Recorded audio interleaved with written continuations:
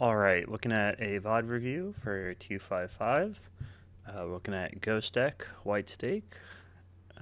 Let's see how it goes. All right, looking to get out of the blind in one.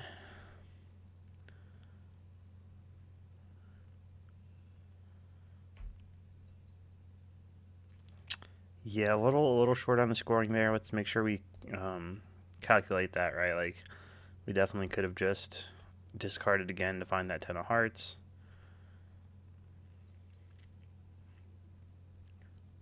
Get out in two, not the biggest deal.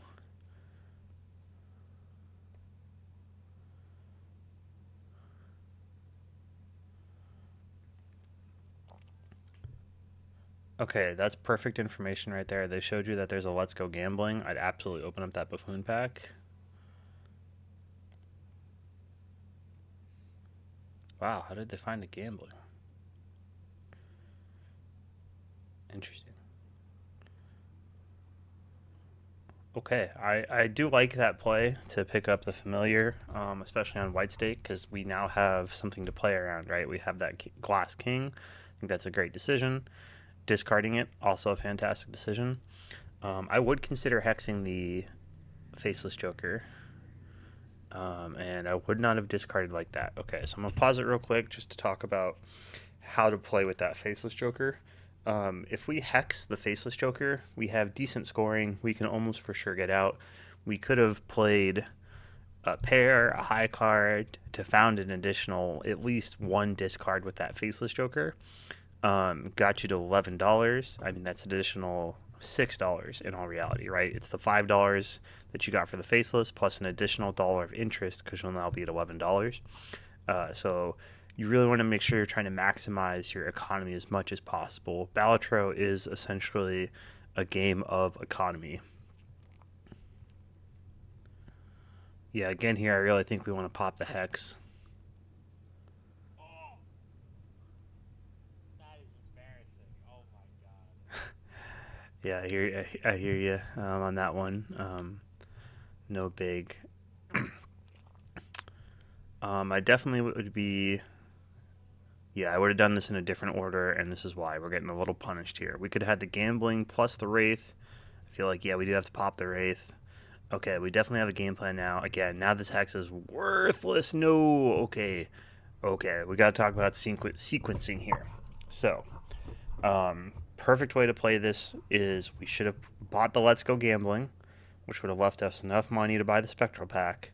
Then we get to Wraith, we only lose like $1, um, and we would be good to go. Now, again, we should have hexed this to start. We should have already had the hex on this, so you wouldn't have lost that DNA.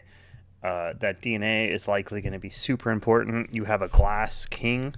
Um, while glass may be nerfed compared to single player, retriggers is such an important build in multiplayer that I mean it's still going to be fantastic. That 1.5, if you think about it, I mean that's an ancient joker right there. Um, Retriggers being the most common thing that you build into is especially with face cards you want to be copying that as much as possible. We're also on Ghost Deck, so we can potentially find a Deja Vu a lot easier than usual to put a red seal on that Glass King. And oh yeah, so my guess is your opponent is probably in the spot you are right now, but they now have two kings. Oh, we do not want to play that king.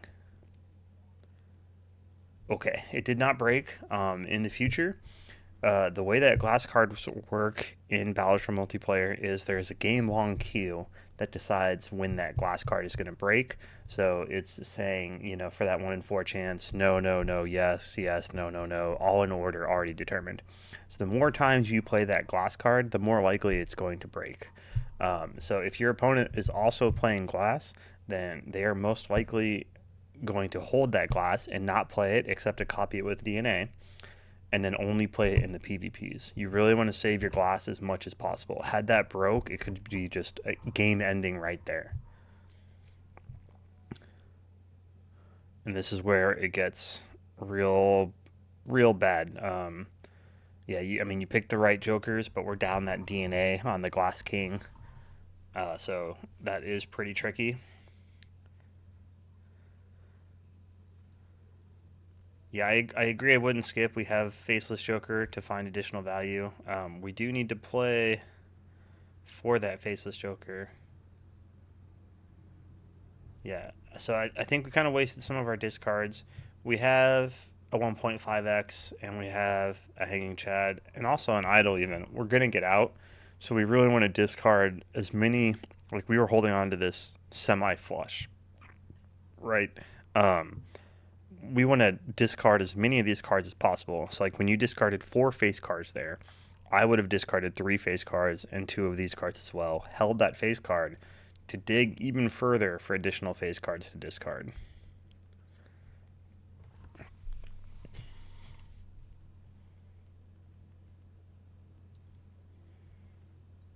Yeah, we're still gonna need a good hand to get out of here, aren't we?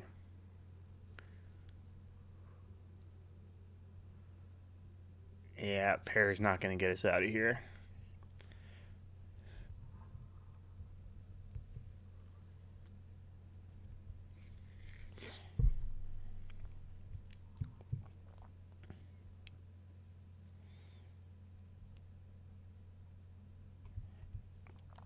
Okay, so um, 4 fingers not really worth it.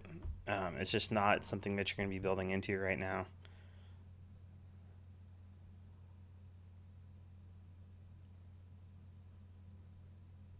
We don't really want either of these jokers. They're just too expensive for the amount of payoff they're putting in. I would probably pick up that scholar.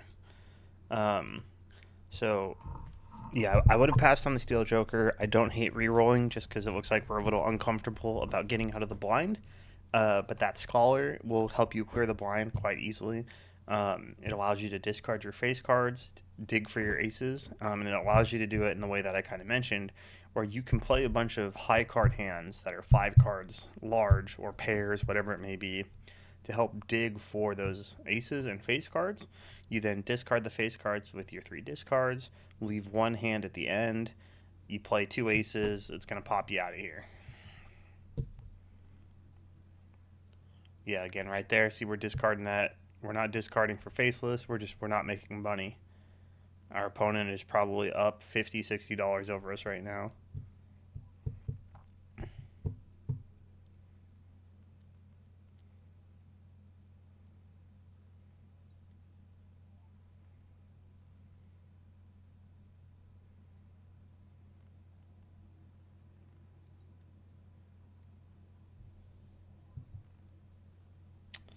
Glass card didn't break, which is great.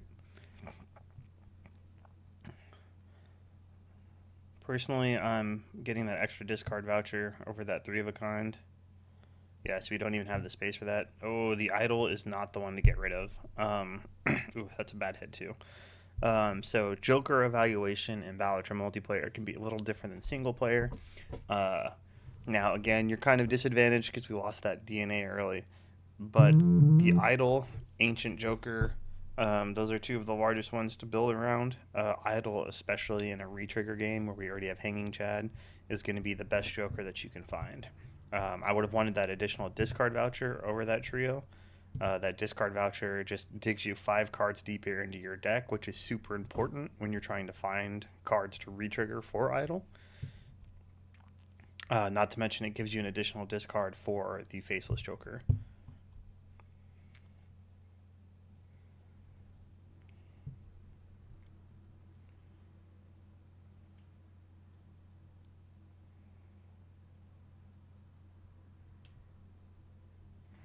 We're in a bit of a tricky spot here because we now don't really have anything great to be playing into. I'm not sure what that discard was for. We did find a full house, which is good. At this point, I'm looking to discard for faceless value. I'm discarding the 2 2s and 3 of the face cards.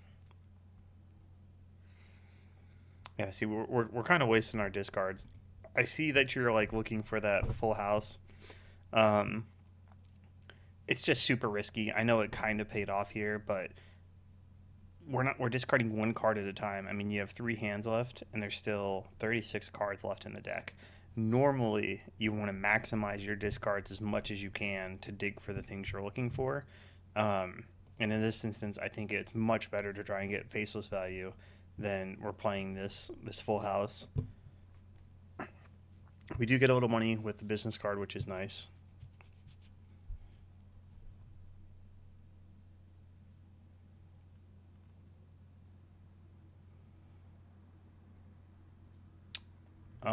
No reason to keep the ace there. Our opponent showed us that they're going to win this PvP no matter what. So at this point, we're looking to play as many face cards as we can. Which, I mean, here, literally, I'm playing a single face card, hoping to hit some retriggers.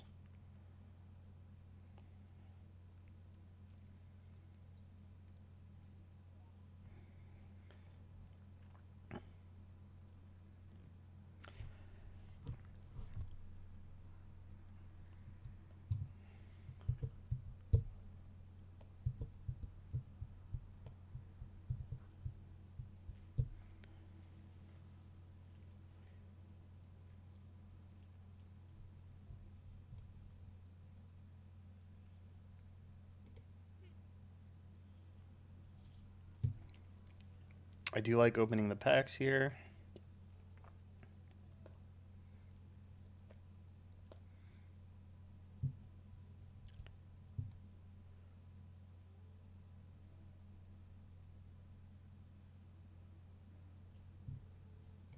Okay, so interesting thing with that situation right here. Let me back it up a little bit. Um, if we talk about order of suits and like how good they are, I would say technically it is hearts are usually best because we have things like Bloodstone, which can be quite good late game. Then it would probably be spades into clubs into diamonds. Now we don't have any card that's currently determining one being better than the other, but we do have the possibility to set ourselves up for future success. What I would actually do here is probably use this moon card and turn these two kings and that 10 into clubs. This gives us better opportunity to draw a flush house in the PvP. Now, when we talk about the hands we want to build into, especially on a re-trigger build, which is the direction we look to be going, we're looking to play into flush fives and flush houses. Four of a kind levels are also very valuable as we play through the blinds and into the early PvPs. It can be quite important. But those are the type of hands we're looking to get. So instead of opening that $4 pack and receiving no value from it, we have at least used that club card to give ourselves a chance at building the correct hand to help us win the PvP. Strength cards are a great pickup. Again, that can help us build into those flush houses or flush fives. In this instance, I'm probably looking to strengthen tens into jacks. Um, I understand the strengthening the kings. I don't hate it necessarily. Again, we're getting zero faceless value, which is not great. And especially since this might clear us out of the blind, we're kind of wasting value. Yeah. Um, so that's a big thing. I think we should want to take away from what we're seeing in this game is when we enter a blind, specifically a non PvP blind. The only thing we're trying to do is get as much value from the blind as possible. Now, in this instance, we don't have anything in our deck to get value from, but we do have a Faceless Joker and a business card. So we need to be looking at, okay, how do I clear the blind while also getting as much value as possible? That probably does mean utilizing the Faceless Joker to get at least $5 with a single discard from this. Again, I'd have looked to strength those tens into jacks, and then we could play jacks with the business card to get additional money value. And also, because we have hanging Chad, even playing like a pair of queens before we play our hand to beat the blind is likely going to be more value because that's four triggers, so that's an expected value of $2. Um, versus the one hand that we played, which would be $1 when we beat the blind, right?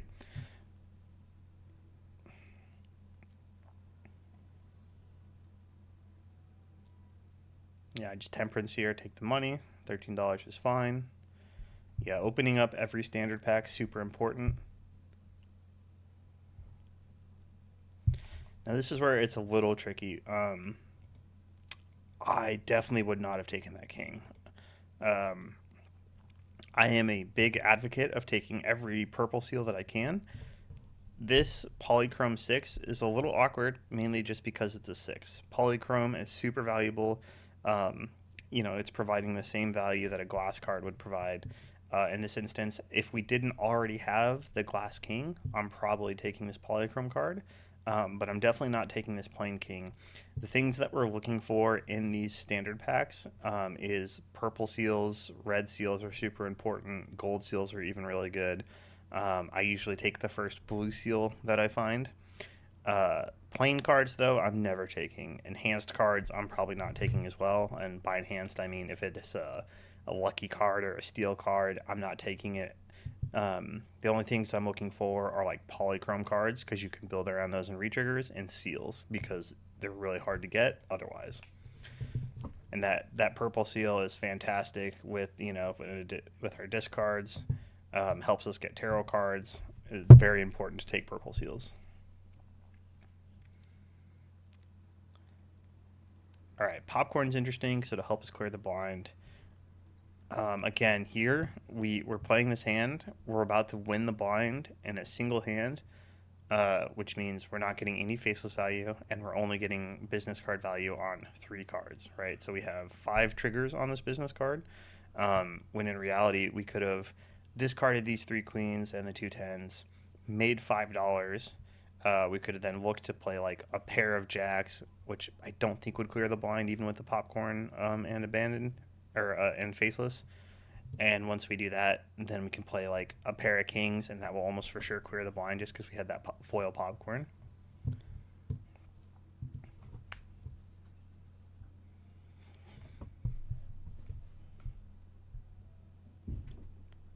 Again, here I'm probably turning those kings and nines into clubs. Soul card does change things quite a bit. I'm definitely not getting rid of business card. Yeah. Okay, it is a trib game. Again, this is re-triggers. I would grab that 4 of a kind level. I know we have the ability for 5 of a kind, but those planet levels do matter in re-triggers. And unless we're getting off a 5 of a kind or a flush house, that 4 of a kind level could be quite important.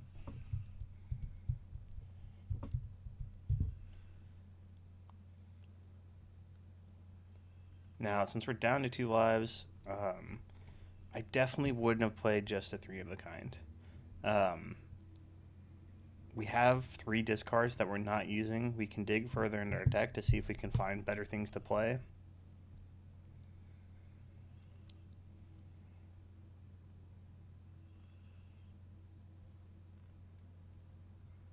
I have no issue playing that full house.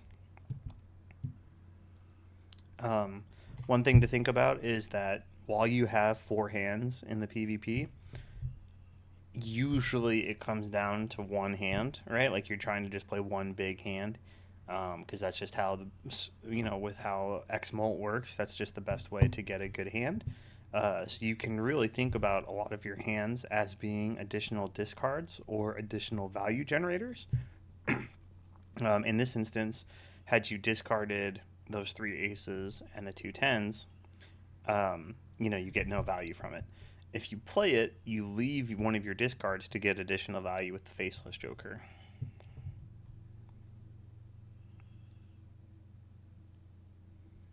Like right here, I'm playing a pair of jacks with that 8-7-4. Yep, fantastic.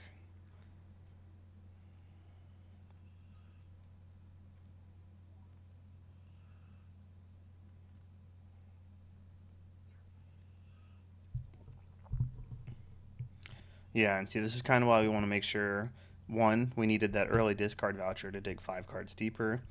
And two, instead of playing that 3 of a kind, had we just held those queens and played everything else, we could have had a full house with 2 kings and 3 queens and had a much higher score. It would have been an additional 4x. Your opponent scored what? 4x. Yeah, so you actually would have won that PvP had we found that full house.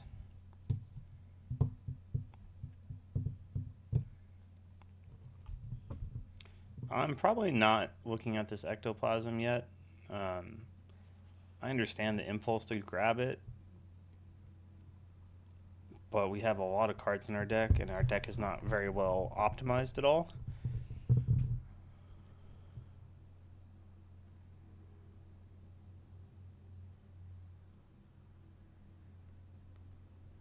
It's That's very expensive. I wouldn't buy that.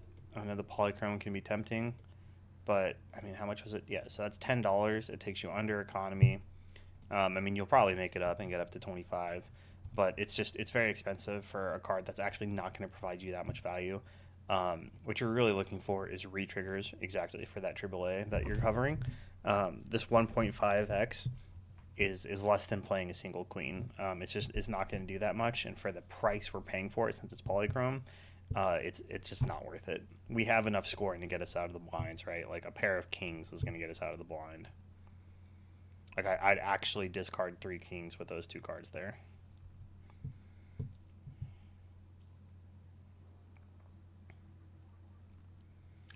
Yeah, so definitely biggest lesson to take away is we need to think about the blinds as not like a way to clear them as quickly as possible, but to generate as much value as we can. Deja vu on a king? Yeah. Hopefully your opponent doesn't have a glass king on there.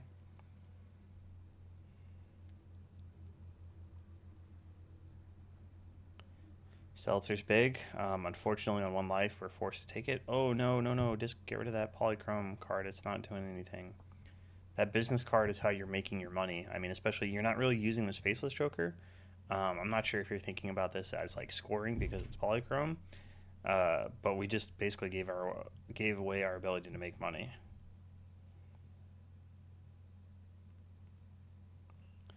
So yeah, we absolutely want to be thinking about this as a way to make money.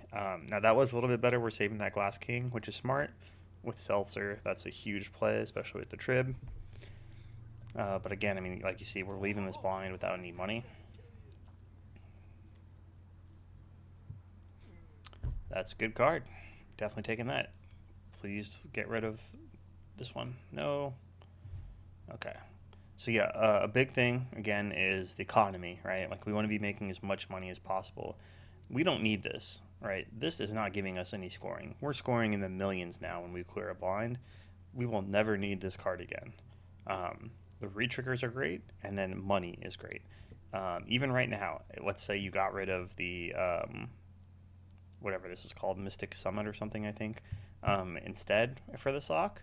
The next time we see a good card, like let's, oh god, what's even left on the retriggers? I don't know. Let's see, like we see like a brainstorm or something, right? Like just whatever we see, it's a better Joker, and this is not here. The next card to get rid of is this trio. This 3x is nothing compared to what you're scoring right now with the rest of your Jokers.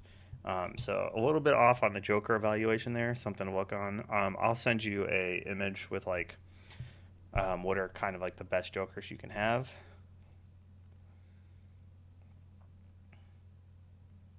Yeah, good discard there. We are looking for our 5 kings.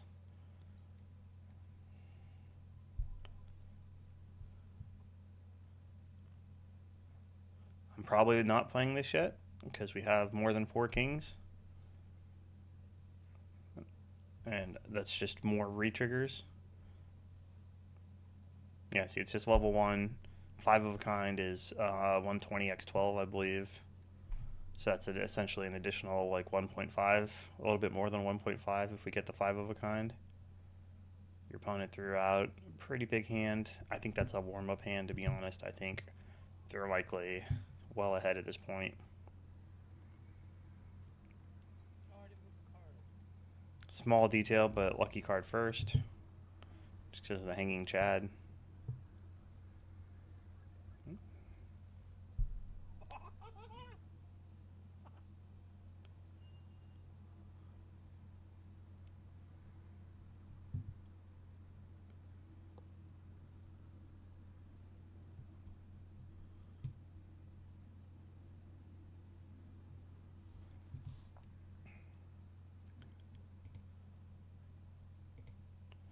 Yeah, so they're playing down to their final hand. Hopefully, we take a look at their deck.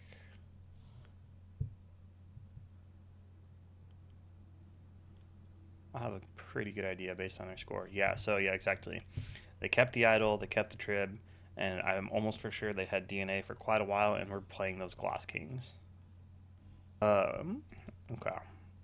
One thing I want to point out is on the Balatro multiplayer website, if you go to tools, there's a log parser. This is quite a good tool to take a look at, um, and I will show you why. So I have this bookmarked, but there's a log folder in your from your Balatro multiplayer. So you can see it's under your user, app data, roaming, Balatro mods, and then under lovely, there's the log. So if we pull up this log, I'm going to pull this to the side. I'll grab my latest log file. This is the last game that I played, I guess. So there's a few key details here that can show you why economy is so important. First one is this. I re-rolled my shop 5 more times than my opponent. I had more than $200 than my opponent. I doubled his money. And 9 times out of 10, if you have more money than your opponent, you are winning the game. You can see here too, it'll show you the blinds that have been done, the PvPs. So you can see like I lost the first PvP and then I won the next 3. And you can tell like it wasn't close. The first one's whatever. If I remember right, I threw it for economy. And then I 8x'd him. What is that? Like a 7x, 6x. And then the last one, 2 million to 130,000, right? Like these were not close, and it's entirely because I had more money than him. I was able to dig deeper and see more things in the shop. So you can use this log parser tool to kind of help determine if you've been getting the right amount of money, or at least more money than your opponent. It's just a good way to learn when you're trying to maximize your economy, is taking a look at these log files and being like, okay, no, I did a good job getting more money, or oh, I need to work on using those economy jokers better. So again, I'll send you this image, but I'll pull it up real quick and talk about it as well, which is just value joker evaluation. So taking a look at this real quick. This was done by another coach on the Balatro multiplayer server, and so I don't fully agree with the exacts of everything, but this is very, very good. First off, the S plus category. When you find these jokers, you're not getting rid of them. And the S category, basically, if you see them, you need to pick them up.